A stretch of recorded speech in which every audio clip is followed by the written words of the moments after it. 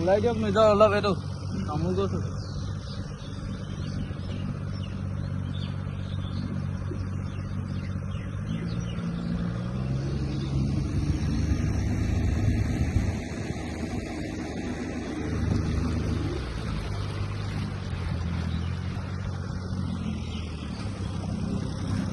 যে এই যিটো ৰিং বান্ধৰ কাম সময়মতে নকৰাৰ কাৰণে হঠাৎ এনেকৈ পানীয়ে এই ৰিং বান্ধটো ভাঙি পেলালে। আৰু যোৱাবাৰো যেতিয়া আমি বানপানীৰ সময়ত এই অঞ্চললৈ আহিছিলোঁ তেতিয়াও এটা আমি দেখিছিলোঁ যে এই ইয়াৰ যিবোৰ মাথাউৰি আছে, ৰিং বান্ধ আছে, সেইবোৰ কাম সময়মতে নকৰে।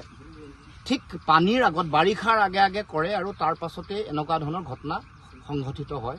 পানীয়ে সকলো ৰিং বান্ধ উটুৱাই লৈ যায়। তাৰপিছত আমি দেখিছোঁ বহু পুৰণা মাথাউৰি এটা আয়ুস থাকে আৰু সেই সময়তে যিটো সময়ত ইয়াৰ নিৰ্মাণ কৰিব লাগে বা পুনৰ নিৰ্মাণ কৰাৰ যিটো দায়িত্ব আছে, সেই দায়িত্ব সময়মতে নকৰাৰ কাৰণে মাথাউৰিবোৰ বিভিন্ন সময়ত আমি ভাঙি পৰা আমি দেখিবলৈ পাইছোঁ। গতিকে 40, 50, 60 বছৰ পুৰণা মাথাউৰি আছে।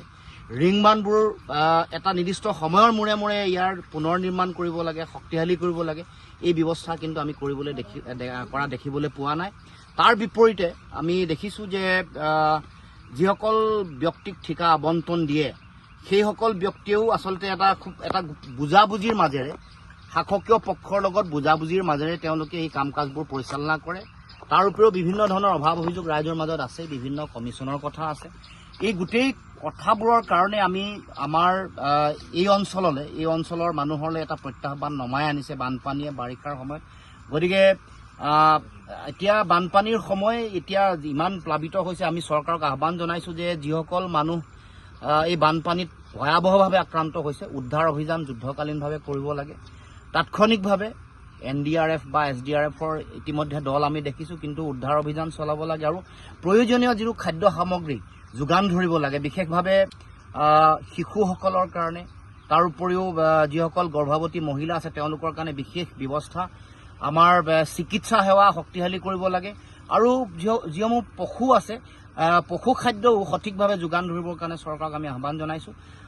খোৱাং সমষ্টিৰ এই অঞ্চলৰ ৰাইজৰ এই দুৰ্দশাৰ সময়ত প্ৰশাসন আৰু চৰকাৰী যন্ত্ৰৰ ফালৰ পৰা উদ্ধাৰ অভিযান আৰু খাদ্য সামগ্ৰীৰ যিটো যোগান, এইটো অতি শক্তিশালী আৰু যুদ্ধকালীন ৰূপত আগবঢ়াবৰ কাৰণে আমি অসম জাতীয় পৰিষদৰ তৰফৰ পৰা আমি আহ্বান জনাইছোঁ।